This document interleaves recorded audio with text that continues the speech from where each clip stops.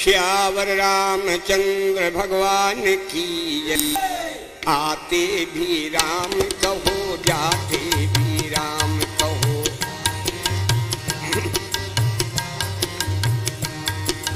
आते भी राम कहो, जाते भी राम कहो।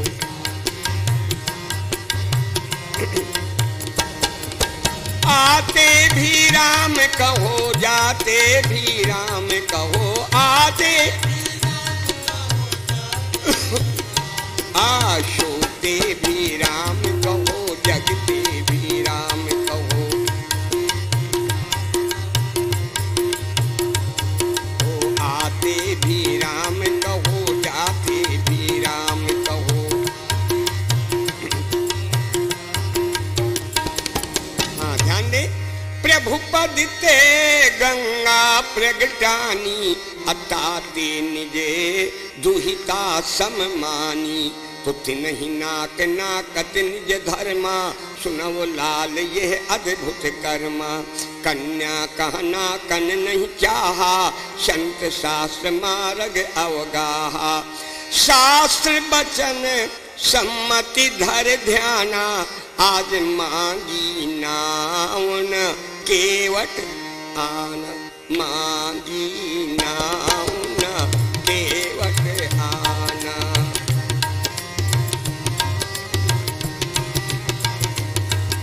प्रभु श्री राम विचार कर रहे हैं, ये गंगा तो मेरे अंगूठे से हुई है, ये तो मेरी बेटी के समान है। भलाई हमें केवट से वादा विवाद करना पड़े, भलाई दुनिया वाले तर्क वितर्क करें, किंतु हम मर्यादा का उल्लंघन नहीं करेंगे। ये हमारे अंगूठे से हुई है गंगा, ये हमारी बेटी के समान है, इन्हें हम कभी भी इनका उल्लंघन नहीं करेंगे। सज्जनों, ये है हमारे श्री राम की मर्यादा। आज यदि तन में, धन में, मन में किसी प्रकार हम बढ़ जाए ना, तो धर्म क्या मानवता तक से अलग हो जाते हैं। राम राम। ये सब प्रभु श्री राम से सीखो। खड़े हैं, नाव मांग रहे हैं, केवट नाव नहीं ला रहा, फिर भी राम मर्यादा का उल्लंघन नहीं कर रहे, विचार कर रहे हैं। मम पद ते गंगा प्रगटानी, प्रभु पद ते गंगा प्रगटानी। ताते निज पुत्री सममानी, नहीं नाक नाकत निज धर्मा। सुनव लाल यह अद्भुत कर्मा। कन्या कहना कन नहीं चाहा, संत शास्त्र मार्ग अवगाहा। शास्त्र वचन सम्मति धर ध्याना, आज मांगी नावन केवट आना। मांगी नावन केवट आना।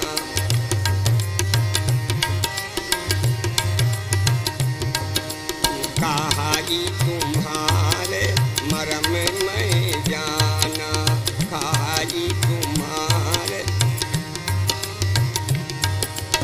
आपने भारतीय संस्कृति से ओतप्रोत भाव सुना है।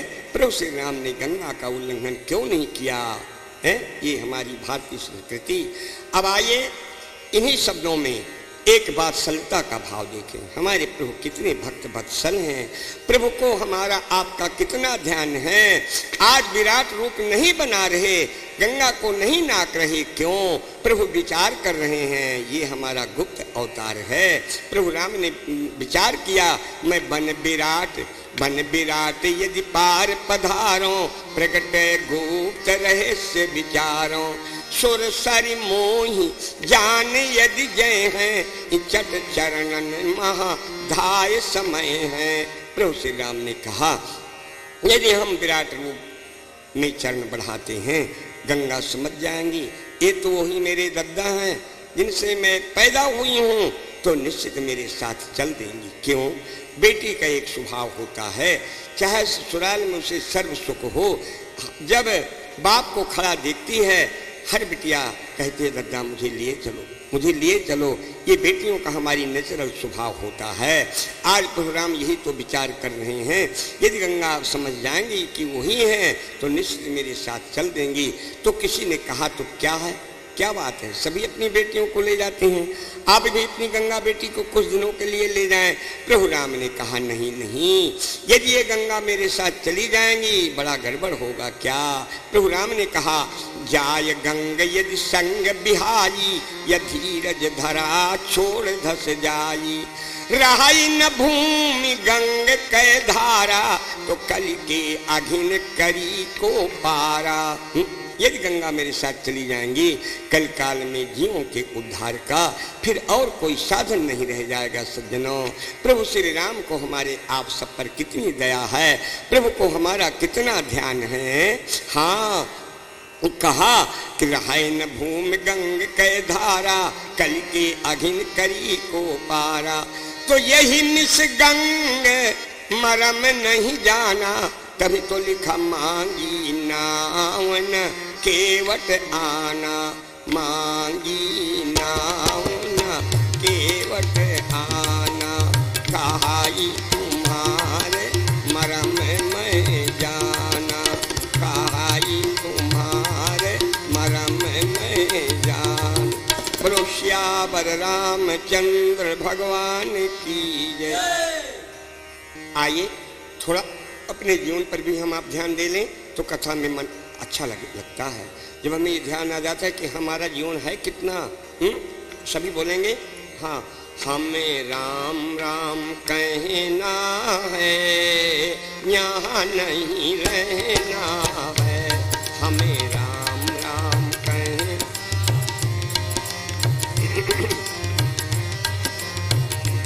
हमें राम राम कहना है, यहाँ नहीं रहना है।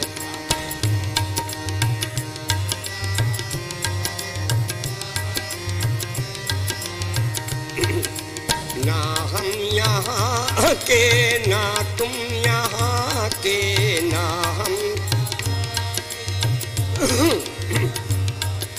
ना हम यहाँ के ना तुम यहाँ के, ना हम यहाँ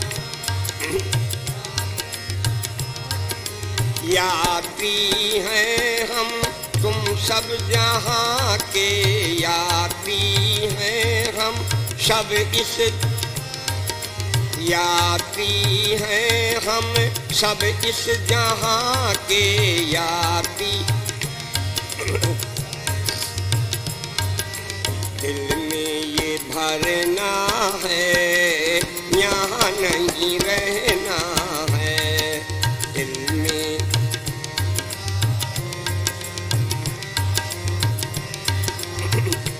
हमें राम राम कहना है, यहाँ नहीं रहना है।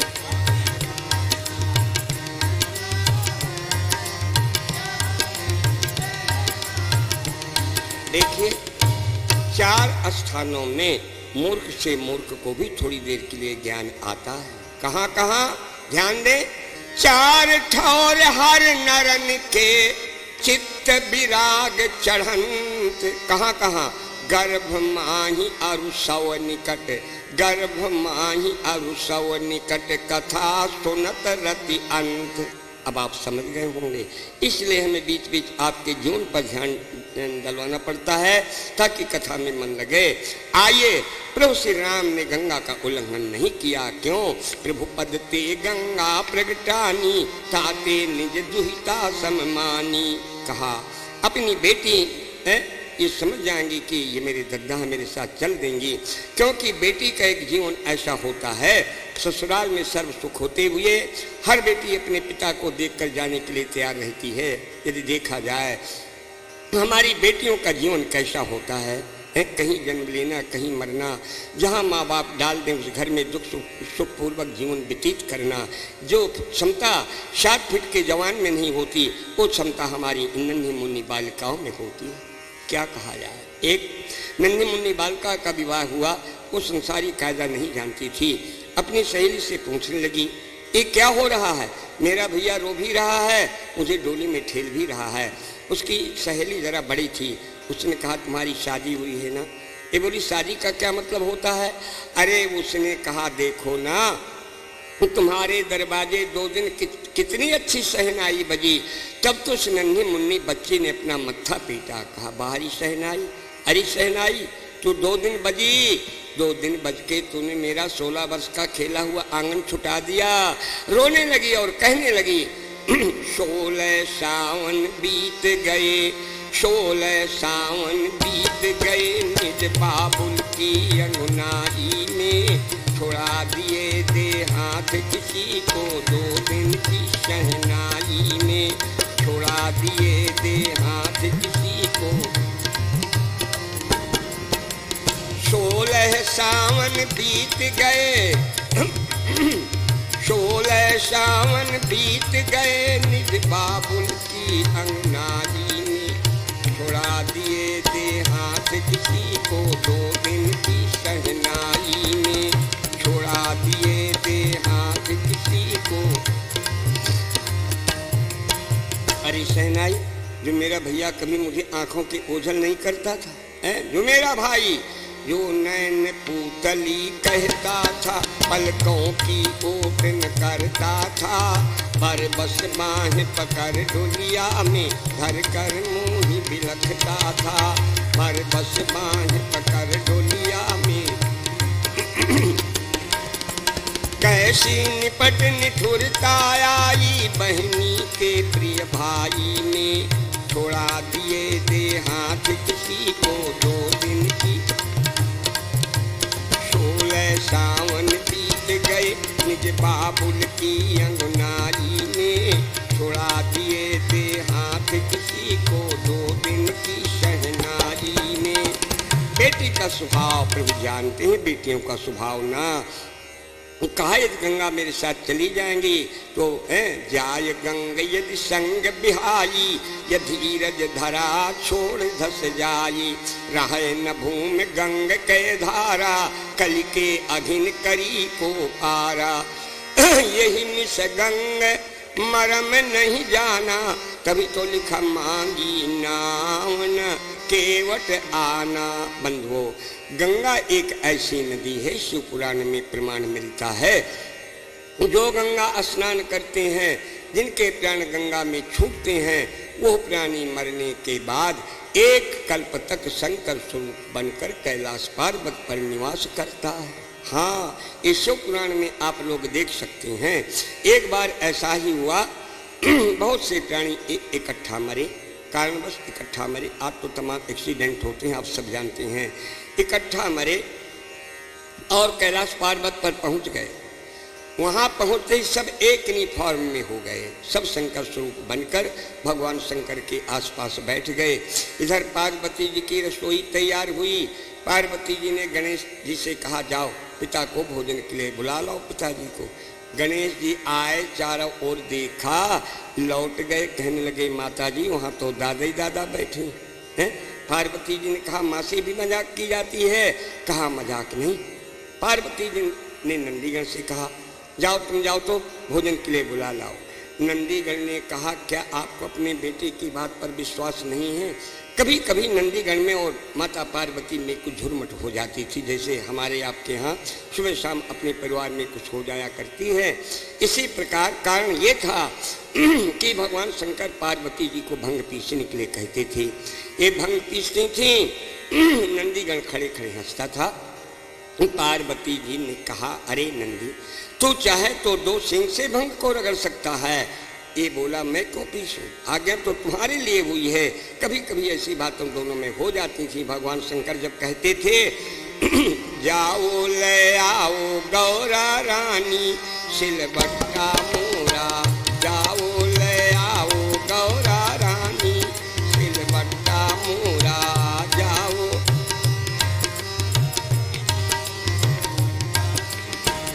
हमसे ना मांगो जी नंदीगण से पूछो, हमसे ना मांगो, ये भी बैठा है हट्टा कट्टा सिलबट्टा मोरा, ये भी बैठा है। जाओ ले आओ गौरा रानी सिलबट्टा मोरा, जाओ ले आओ।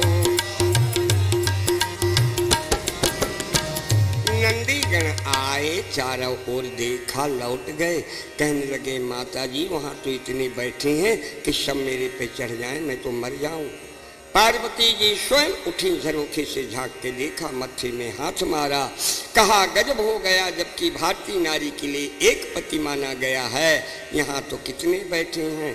तब भगवान शंकर उठे, कहा देवी ये सब गंगा स्नान करने वाले हैं, चलो हम भोजन के लिए चलते हैं। गंगा का वो महत्व है, कवि पद्माकर ने तो यहाँ तक लिख डाला, कहा शंकर का महत्व किसने बढ़ाया, गंगा ने बढ़ाया।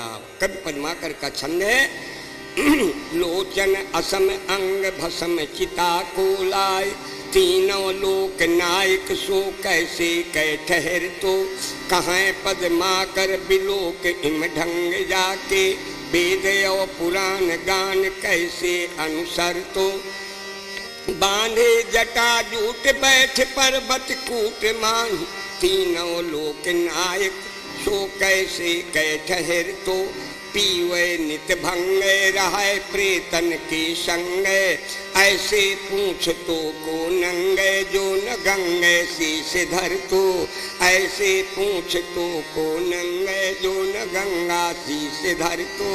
ये गंगा का महत्व है।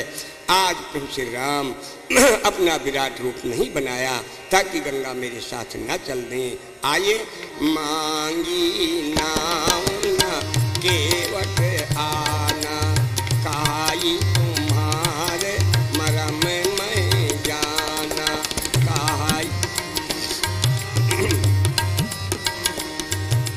केवट नाव नहीं ला रहा, ऐसा लगता है कि गंवार चेहरा, नहीं नहीं, बात वही है जो हमने पहले बताई, ये प्रभु का आंतरिक भक्त है, नाव नहीं ला रहा। कारण ये है प्रभु श्री राम के रूप में वो सौंदर्य है, वो माधुर्य है कि जो आंखें एक बार देख लेती हैं वो नहीं चाहती कि रूप हमारे ओझल हो। है जिन्होंने जीवन भर देखा, शुरू से देखा, प्रारंभ से देखा, पैदा होते से देखा, क्या उन्हें तृप्ति हुई? नहीं हुई। भैया भरत से पूछो, भैया भरत ने क्या कहा, महू स्नेह सकोच बस सम्मुख कहे न बैन, अदर्शन तृप्ति न आज लग प्रेम पियासे नैन। सज्जनों बात तो यही है, इस पार प्रभु खड़े केवट की ओर देख रहे हैं, उस पार खड़े खड़े ये केवट प्रभु की रूप माधुरी छटा का पान कर रहा है, तभी तो नहीं ला रहा नाव, विचार कर रहा है क्या क्या रहे हों जब लग ठाढ़ अगारे, तब लग दर्शन करऊं सुखारे, जब प्रभु गंगा पार उतरी हो, पृष्ठ भाग तब अपनों करी हो, तो दर्शन कैसे पुण्य पे हो, जीवन लाभ और कब ले हो।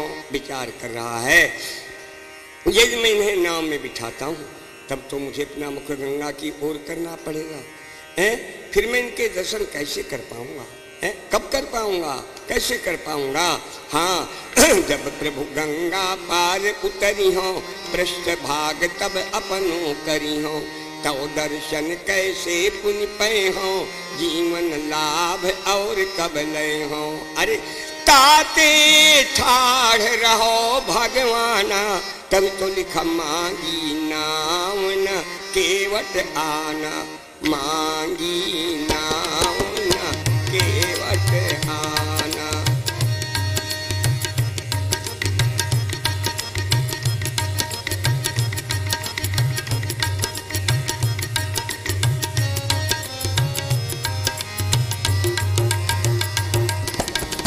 मांगी नाम न केवट आना, कहाई तुम्हारे मरम में जाना, कहाई तुम्हारे। आइए एक भाव और बताएं, ये नाव क्यों नहीं ला रहा? आप बुद्धिजीवी विचार करें, जिस नौका पर आज परम ब्रह्म परमात्मा के चरण पड़ने जा रहे हैं, क्या यह नाव किसी साधारण लकड़ी की होगी? बोलो क्या ख्याल है आप सबका? नहीं नहीं, यह नौका एक ऐतिहासिक लकड़ी की नाव थी। भला ब्रह्म वैवर्त पुराण आप पढ़ के देख सकते हैं। ब्रह्म वैवर्त पुराण में प्रमाण मिला है क्या रहो एक गंधर्व प्रवीणा, इंद्र सभा सो गायन कीन्हा। गयो ताल सुर भेद भुलाई, तब सुरपति बोलो खिसियाई। दीन श्राप क्रोधित सुर भूपा, हो जन्म तुम काठ स्वरूपा। एक गंधर्व इंद्र के यहाँ नृत्य पर शास्त्रीय संगीत सुनाने जाता था।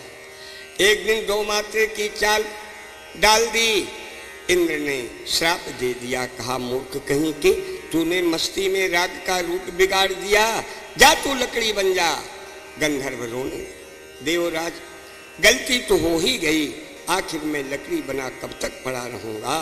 अंत में इंद्र ने कहा था क्या जब परम ब्रह्म त्रेता अवतरी है, भगत हेतु लीला बहु करी है।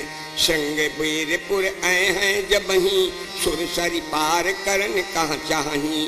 नाम रूप तुम रही हो तहवा, अप्रभु पद परस तरौगे वहाँ।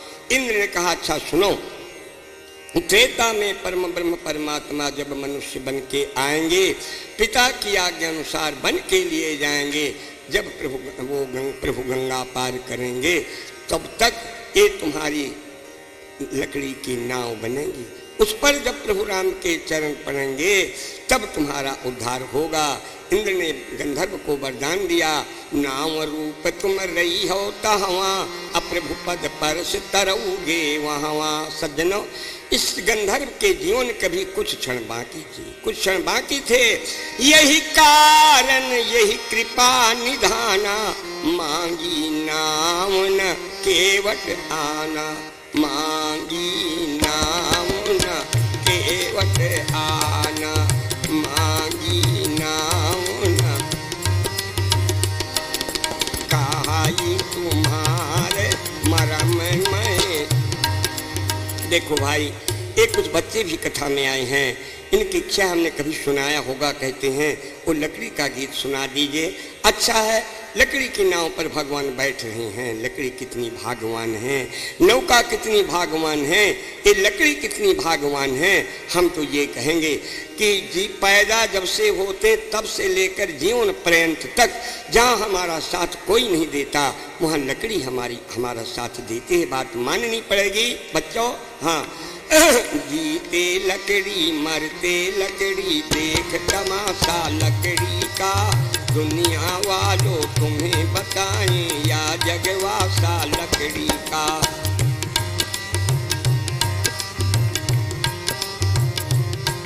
अरे जीते लकड़ी मरते लकड़ी, देख तमाशा लकड़ी का।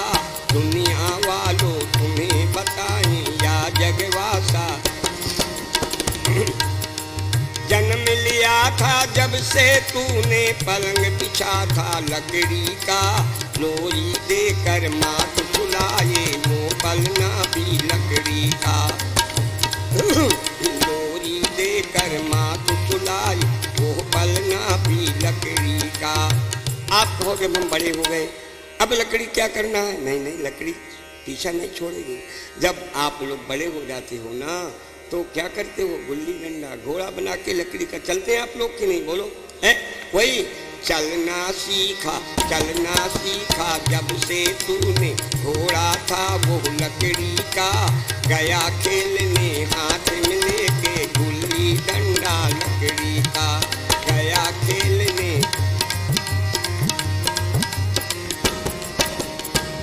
आप कहोगे महाराज जी हम गुल्ली डंडा नहीं खेलते। अच्छा ठीक है, पढ़ते तो हो ना, है? ध्यान दो। गए जब भी स्कूल में पढ़ने, गए जब भी स्कूल में पढ़ने, तख्त कलम था लकड़ी का। मास्टर ने भी डर दिखलाया, लेकर डंडा लकड़ी का। मास्टर ने भी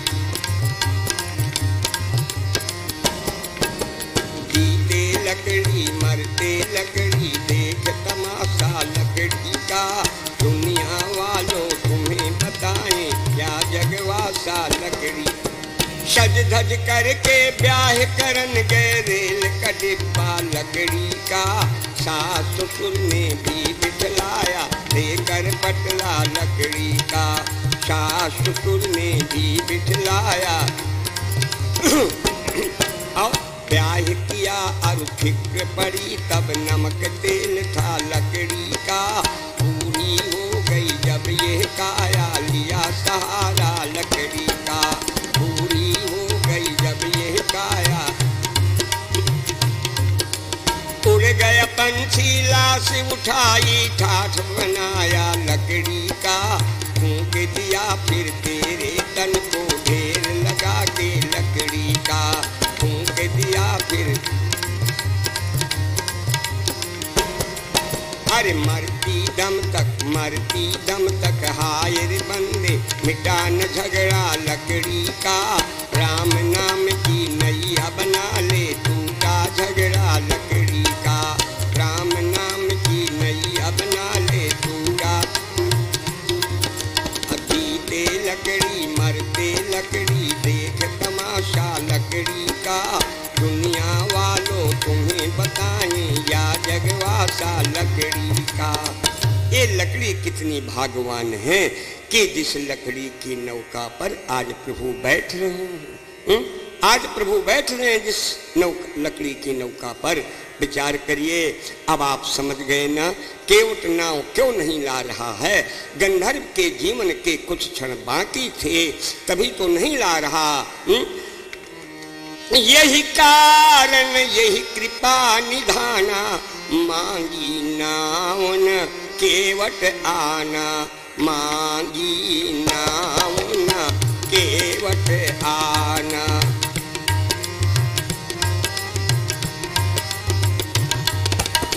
मांगी नावन केवट आना, कहाई तुम्हारे मरम में जाना, कहाई तुम्हारे।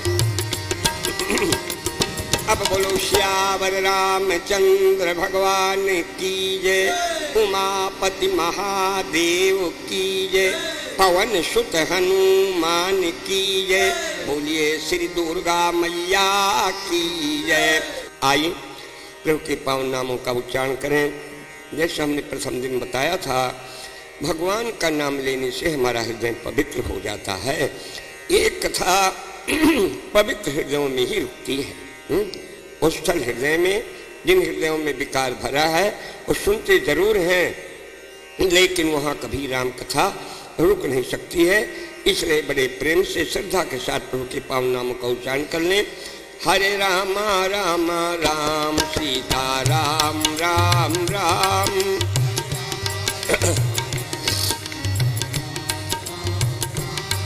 हरे राम राम राम सीता राम राम राम।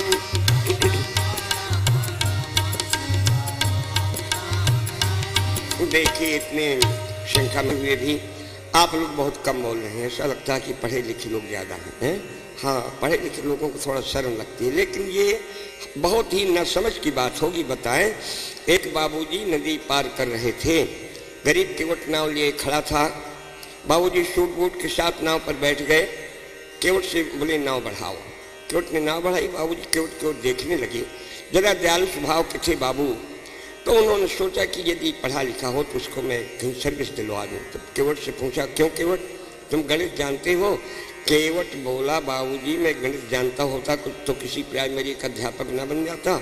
बाबू ने कहा, वो गणित नहीं जानते, तब तो आज की दुनिया में तुम्हारा जीवन 4 आना बेकार हो गया। और आगे नाव बढ़ी। फिर बाबू ने पूछा, अच्छा केवट ये बताओ बायोलॉजी जानते हो? केवट हंसा, बोला, बाबूजी मैं बायोलॉजी जानता होता तो नाव चलाता, कोई छोटी मोटी डिस्पेंसरी में डाल लेता। बाबू ने कहा, बायोलॉजी भी नहीं जानते, तब तो आज की दुनिया में तुम्हारा जीवन 8 आना बेकार हो गया। और नाव आगे बढ़ी। फिर बाबू ने पूछा, अच्छा ये तो बताओ सिविक्स जानते हो? सिविक्स? केवट बोला, बाबूजी मैं सिविक्स फिजिक्स कुछ भी नहीं जानता। बाबू ने कहा, क्या कहें, आज की दुनिया में तुम्हारा जीवन 12 आना बेकार हो गया। केवट कुछ नहीं बोला। नाव और आगे बढ़ी। केवट ने देखा आगे से बड़े जोरों का तूफान आ रहा था। केवट ने सोचा एक प्रश्न मैं भी कर लूँ। केवट बोला, बाबूजी बताइए आप नाव चलाना जानते हैं कि नहीं? बाबूजी ने कहा ना, मैं नाव चलाना तो बिल्कुल नहीं जानता। तो केवट ने कहा, बाबूजी बिना पढ़े लिखे दुनिया में मेरा जीवन 12 आना बेकार था, लेकिन तूफान आ रहा है, आप नाव नहीं चलाते, नाव चलाना नहीं जानते, आप पढ़े लिखे जरूर हैं लेकिन आपका 16 आना जीवन बेकार। तो इसलिए पढ़े लिखे का मतलब ये नहीं है। सभी बड़े प्रेम से बोले, हरे राम राम राम सीता राम राम राम।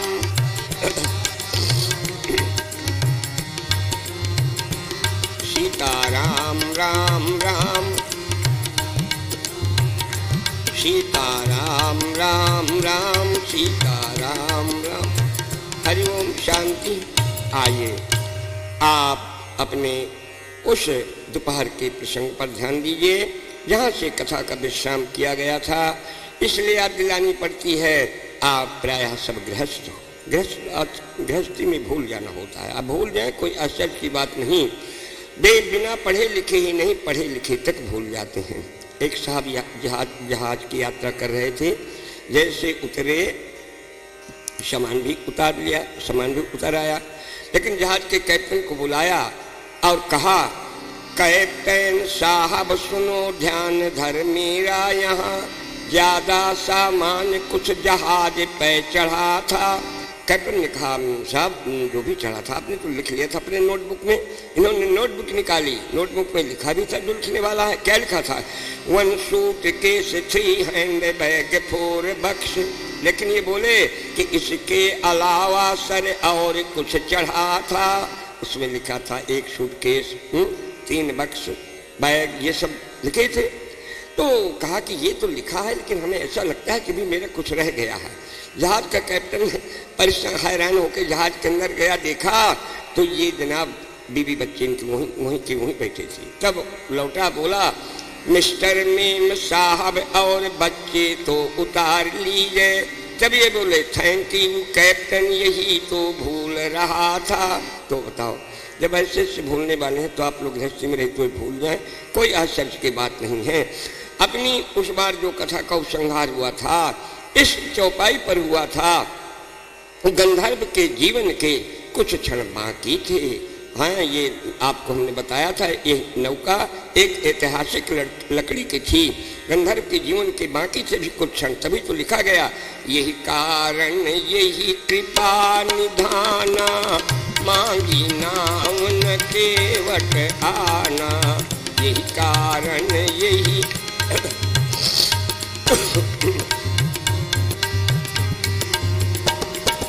यही कारण यही कृपा निधाना, मांगी नाम न केवट आना, मांगी नाम न केवट आना, कहाई तुम्हारे मरम मैं जाना।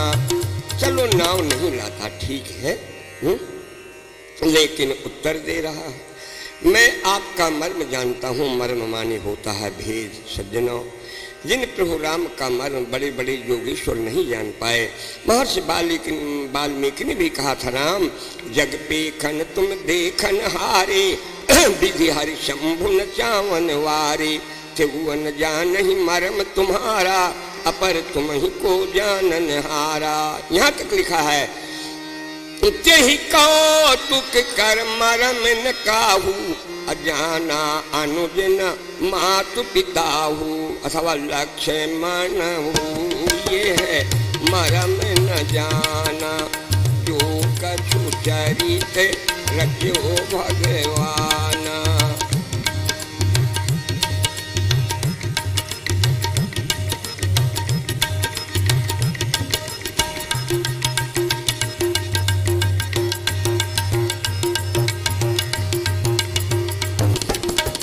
लक्ष्मण हुए मरम न जाना, जो कछु चरित रचो भगवाना, जो कछु चरित। आज उन राम के लिए गंगा घाट का केवट कह रहा है, मैं आपका भेद जानता हूँ, मर्म जानता हूँ। ये कैसे जान गया? देखिए, उससे वक्ता लोग आजकल तमाम इधर उधर की बातें करते हैं, लेकिन हमारा ये सिद्धांत है कि मानस मंच पर बैठकर मानस से ही प्रमाणित बात कहनी चाहिए। ये मर्म कैसे जान गया? आप सबको हम ऐसा भाव बता रहे हैं कि कहीं भी बोलिए किसी के बीच में ये अकाट भाव है, सही भाव है। ये मर्म कैसे जान गया? कल रात्रि में इसके यहाँ जब राम जी सोए थे, इनका राजा गुह रोने लगा था, तब उस समय लक्ष्मण जी ने इनके राजा गुह को प्रभु राम का परिचय दिया था, दे दिया था ना। कहा मत रो, नहीं कोई दुख दे सकता, नहीं कोई सुख दे सकता। ये जो नाव खेने वाला केवट है जिसकी आप कथा सुन रहे हैं, ये वहीं पास की चौकी में पहरा दे रहा था। आप कहेंगे पहरा दे रहा था? हाँ, रामायण में लिखा है, गुहु बुलाए पाहरू प्रतीति, गुहु बुलाए पाहरू प्रतीति,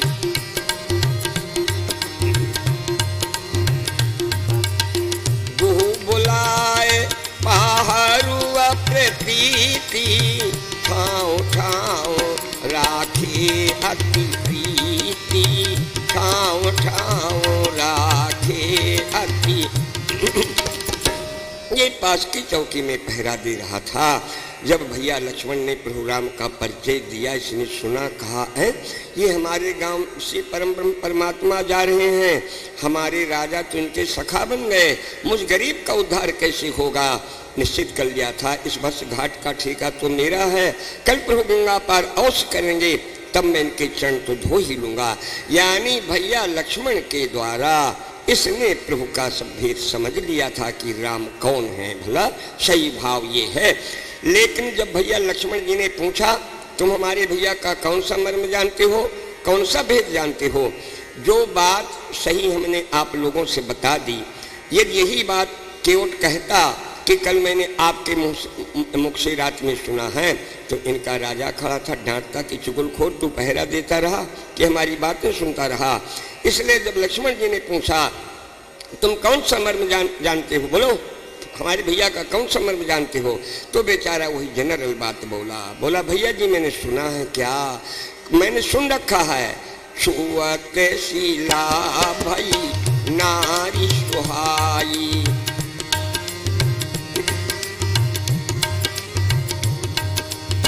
छुअत शीला भई नारी सुहाई, पाहन तीन काठ कठिनाई, पाहन तीन। कहा भैया जी मैंने सुना है आपके जो भैया जी है ना, इनके चरण छू के पत्थर स्त्री बन गया है। तो जब पत्थर स्त्री बन सकता है तो ये नाव ये तो नाव तो लकड़ी की है, तो पत्थर से कोमल होती है।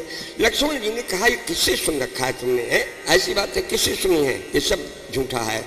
किंतु जब लक्ष्मण जी ने कहा झूठा है, तो भक्त केवट ने कहा नहीं झूठा नहीं है, मैंने ऐसे ऐसे लोगों से नहीं सुना, मैंने तुम्हारे रिश्तेदारों से बात सुनी है। रिश्तेदारों से? केवट बोला हाँ मैंने जनकपुर वालों से सुना है, मुनि त्रिया तरिय लगत पग धूरी, अकीरति रही भुवन भरपूरी। लक्ष्मण जी ने कहा देखो भाई ससुराल तो ससुराल होती है, ससुराल वाले तो मजाक भी कर सकते हैं। तो केवट ने कहा अच्छा यदि ससुराल वाले मजाक कर सकते हैं तो मायके वाले तो नहीं कर सकते लोग। मैंने भैया जी मैंने तो आपकी माताओं से भी ये बात सुनी है, आपकी माता कौशल्या भी कह रही हैं, परस जासु पद पंकज दूरी,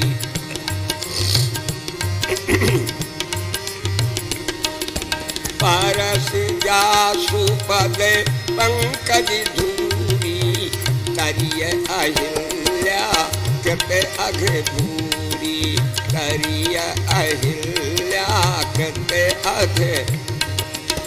तो लक्ष्मण जी ने हंसते हुए कहा केवट ठीक अगर ऐसा भी है तो मान लो तुम्हारी ये 500 की नाव स्त्री बन गई तो क्या घाटे की बात है। आजकल तो लोग स्त्री पाने के लिए 10-50 हजार खर्च करते हैं।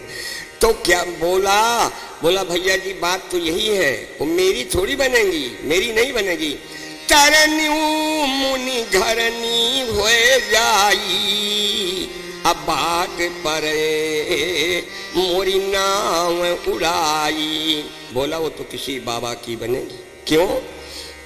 जिन सामान्य लोगों को अहिल्या का इतिहास नहीं मालूम था उन विचारों ने तो यही देखा ना, एक पत्थर फटा स्त्री निकली, एक बाबा जी आए लिवा के चले गए। जैसा गोस्वामी जी ने कवितावली में लिखा है, गौतम ग्रह गौने हैं गौनों सो कराए के। अहिल्या को लेकर गौतम ग्रह गौने हैं गौनों सो कराए के।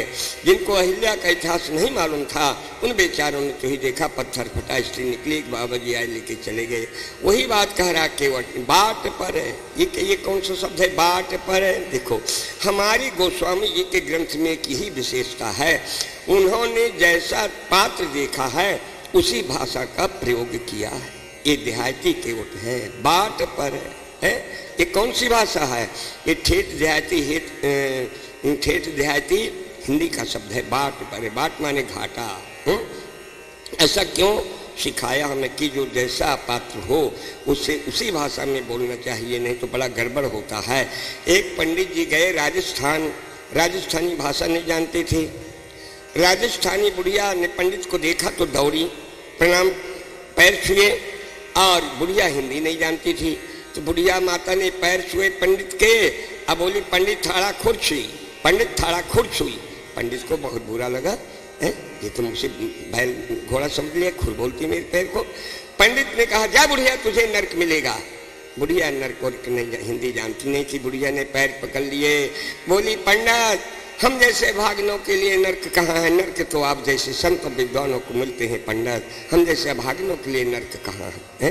देखो बड़ा गड़बड़ हो जाता है जब तक भाषा का ज्ञान न होना। बाट परे माने घाटा पड़ेगा।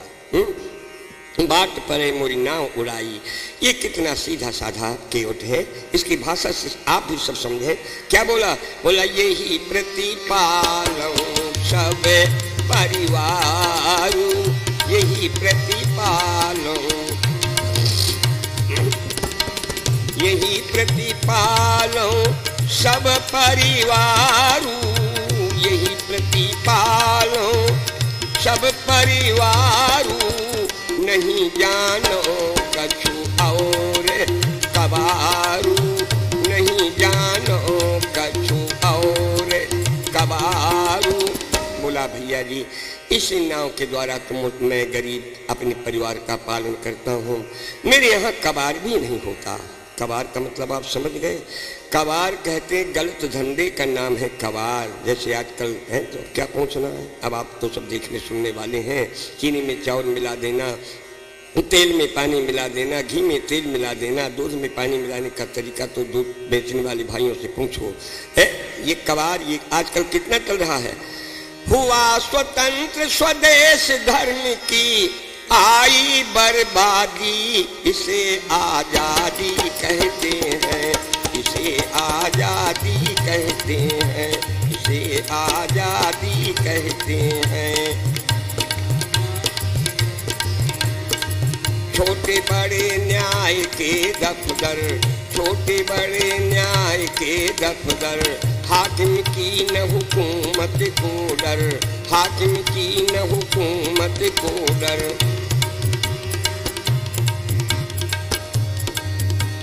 साहब के सामने घूस सब ले दे सकते हैं, इसे आजादी कहते हैं, इसे आजादी कहते हैं, इसे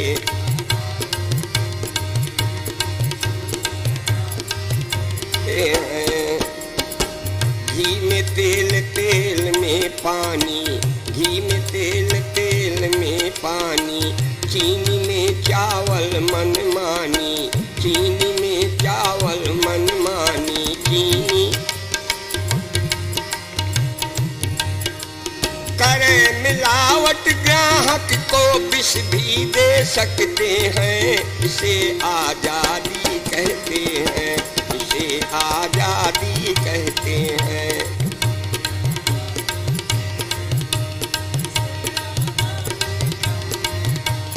हुआ स्वतंत्र स्वदेश धर्म की आई बर्बादी, इसे आजादी कहते हैं, इसे आजादी।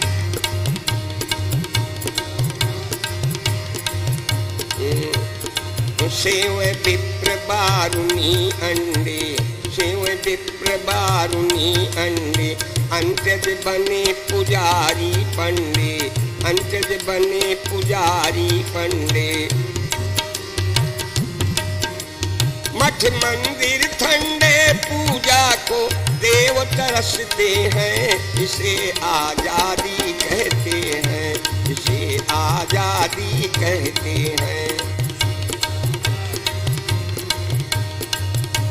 हुआ स्वतंत्र स्वदेश धर्म की आई बर्बादी, इसे आजादी कहते हैं, इसे आजादी कहते।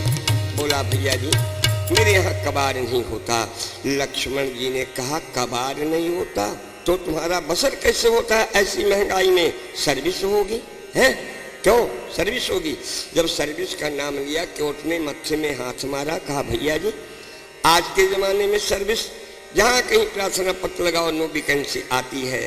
केवट बोला आज का हाल AB से पढ़े क्लास BA में उलट गए, लाइफ में फिक्र पड़ी एक्सीडेंट होने की, मैडम मिली है जो बनाती रोज डैम फूल, दुर्दशा है भारतीय युवक खिलौने की। हाय अंग्रेजी की पढ़ाई ने उड़ाई खाक, कभी शक्ति भी गंवाई खाक ढोने की। चाय चॉकलेट दूं कहाँ से मेम साहब को, होटल में सर्विस नहीं है प्लेट धोने की, होटल में सर्विस नहीं है प्लेट धोने की। भक्त केवट की बात सुन के प्रभु श्री राम मंद मंद मुस्कुरा रहे हैं। केवट ने कहा लो बातें तो छोटे भैया से हो रही हैं, ये तो कुछ बोल ही नहीं रहे। आज भक्त केवट इस 4 लाइन की कविता में प्रभु को 4 सलाहें दे रहा है। एक गोस्वामी जी की कवितावली का छंद है। 4 लाइन की कविता में 4 सलाहें दी केवट ने भगवान को। पहला, ये ही घाटे ते थोड़ी के दूरी आ है, कट लो जाल थाहे दिखाई हो दू, कट लो जाल थाहे पारे से पागे धूरी तारे तारनी, घरनी घरे क्या समझाई हो जू, घरनी घरे तुलसी आवे लंबे न और कछु, लड़का के ही भांते जी आई हो जू। कहा प्रभु आप बहुत देर से मेरे घाट पर खड़े हैं, मुझे भी अच्छा नहीं लग रहा। चलिए मैं बता दूं यहाँ से थोड़ी ही दूर पर गंगा जी में पानी पड़ी है, कमर से जल है, आप वहाँ से निकल जाइए। कुछ भगवान राम न रेंगे न कुछ बोले। बोला अच्छा तो यही बता दीजिए, यदि मेरी यह नाव स्त्री बन गई तो मैं अपनी घरवाली को क्या समझाऊंगा? कुछ नहीं बोले।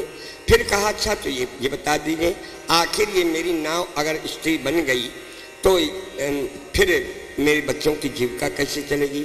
जब अब भी कुछ नहीं बोले तो भक्त को फिर किसका डर होता है? भक्त किसी को नहीं डरता। डर तो हमें आपको होता है जब तक परमात्मा की भक्ति नहीं मिलती। भक्त केवट ने कहा न रेंग रहे हैं न कुछ बोल रहे हैं, तो इसने भी कह डाला। क्या बोला? बोला बरु मारी मोही बिना पागे धोए, बरु मारी मोही बिना पागे धोए, हम नाथे ना नाव चढ़ाई हो जू, हम नाथे ना नाव चढ़ाई हो जू।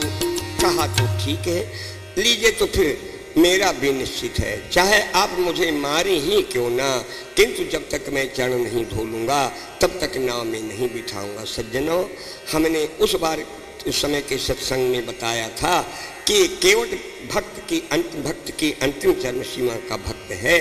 लंबा सा तिलक लगा लेना, कपड़े रंग लेना, बाल रखा लेना, इसे भक्ति नहीं कहते भला।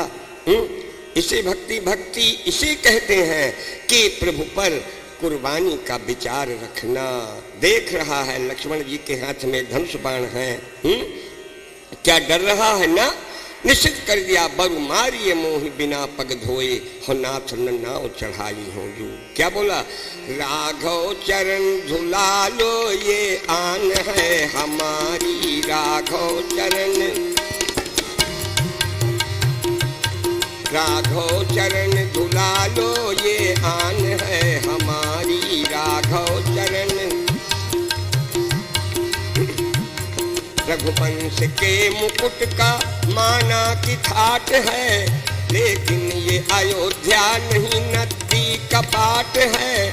चलने की भी न एक यहाँ डपट डांट है, क्यों सरयू का किनारा नहीं गंगा का घाट है, सरयू का किनारा।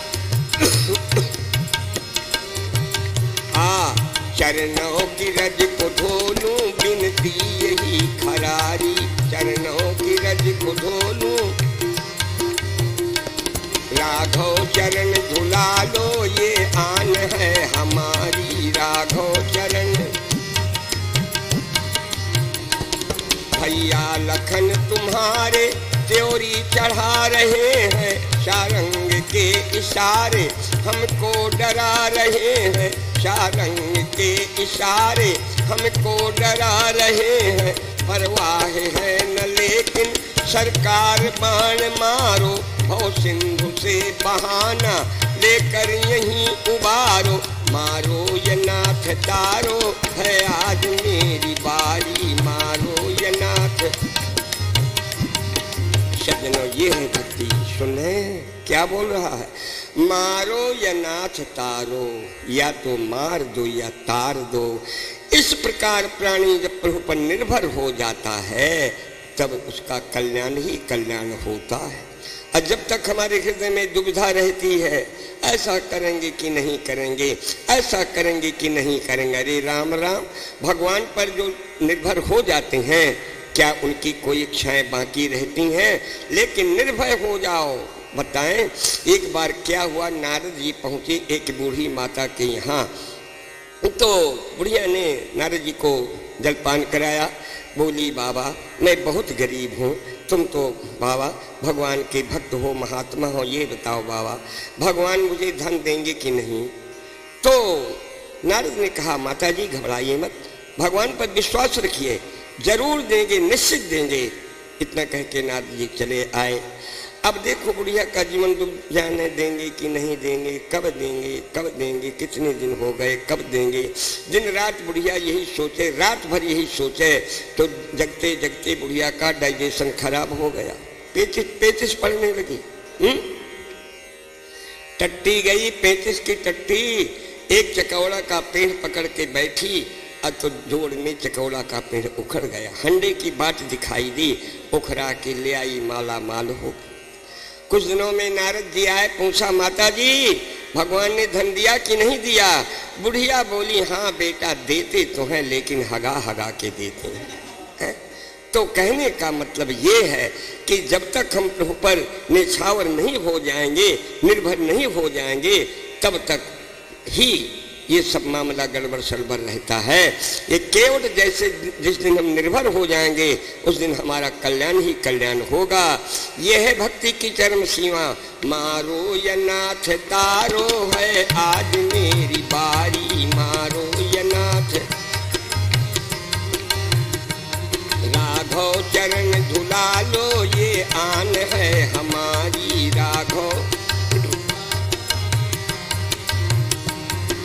आपने सुना ही होगा, मीरा के सामने जब विष का प्याला आया, मीरा की नंद उदा दौड़ती दौड़ती आई, कहने लगी भाभी से मत पियो, ये देखो ये नीला नीला विष झलक रहा है, इसे मत पियो। मीरा हंस पड़ी, कहने लगी उदा मेरे श्याम सुंदर के चरणों की श्यामलता को चुरा के जमुना जल नीला हो गया है ना, ये विष की नीलिमा नहीं है। मीरा ने कहा ये तो मेरे श्याम सुंदर के चरणों की नीलिमा है, देखो विश्वास है, जित देखो तित श्याममयी है। विष में भी मीरा श्याम को देख रही है, तो क्या मर गई? अरे नहीं, वो प्याला पी के मीरा नाच उठी।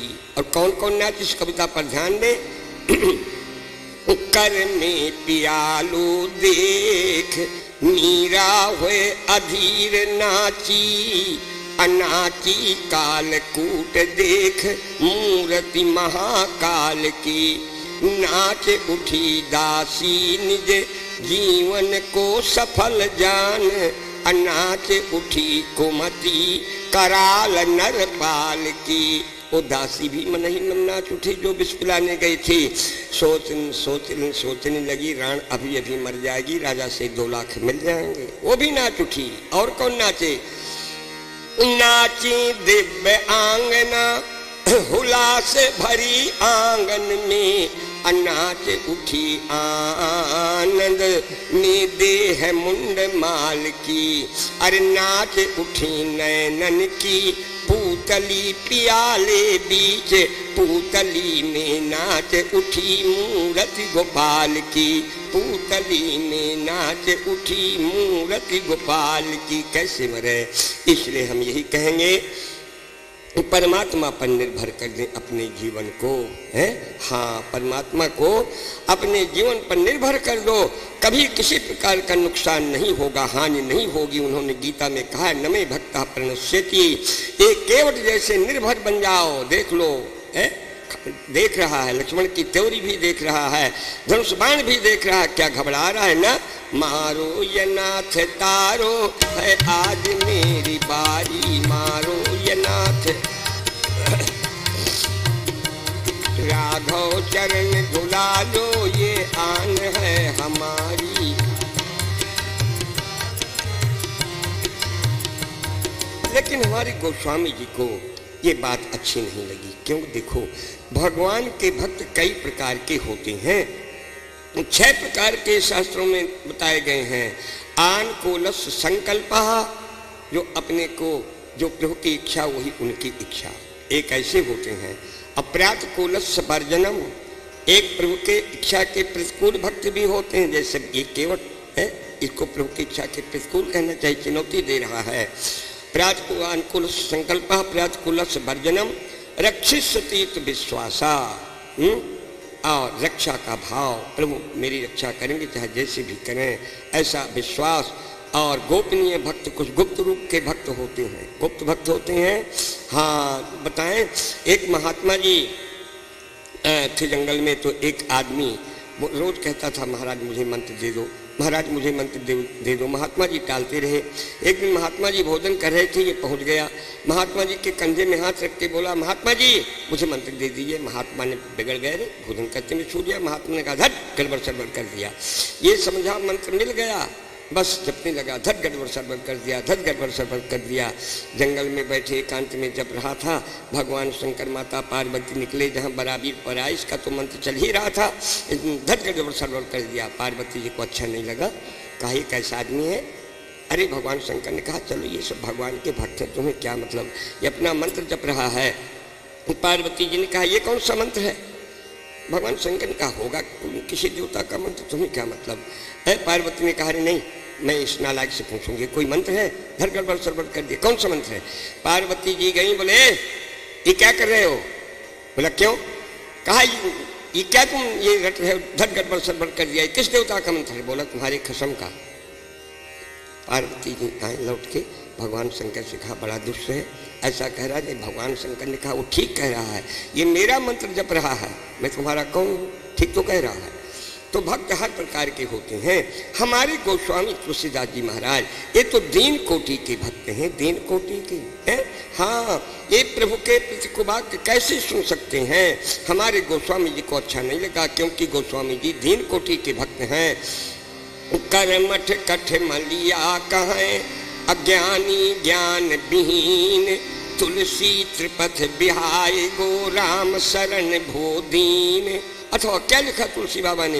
मौसम दीन न दीन हिते तुम समान रघुबीर, अस विचार रघुवंश मणि हरव विसंभव पीर। इसलिए केवट की चुनौती गोस्वामी जी को अच्छी नहीं लगी है। आगे लिख दिया सुन केवट के बैन प्रेम लपेटे अटपटे अटपटे। ये अटपट है। इतनी बड़ी रामायण में केवल 2 बार अटपट शब्द आपको मिलेगा। अटपट कोई ऐसे थोड़ी बोला जाता है। जहाँ कोई अटपटी समस्या होती है वहीं पर तो लोग अटपट कहते हैं ना। बाल कांड में एक बड़ी अटपटी समस्या आई। 56,000 वर्ष के नारद बाबा 16 वर्षीय बालिका से विवाह करने के लिए तैयार हैं। गोस्वामी जी को अच्छा नहीं लगा, वहां लिख दिया, जगत सुने मुनि अटपट बानी, समझ न पाई बुद्धि भ्रमसानी। जगत सुने मुनि